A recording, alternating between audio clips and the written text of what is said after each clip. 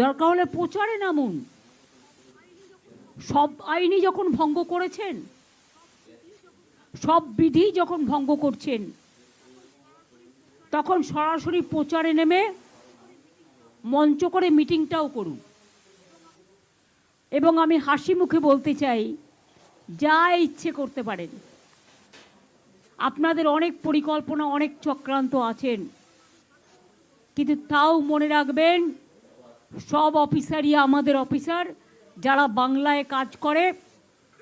Election declare হলেও elected government কিন্তু থাকে, এবং আগামী দিনেও বিজেপির কোনো সম্ভাবনাই নেই। আগে যা সিট পেয়েছিল তার থেকে তলানিতে নামবে।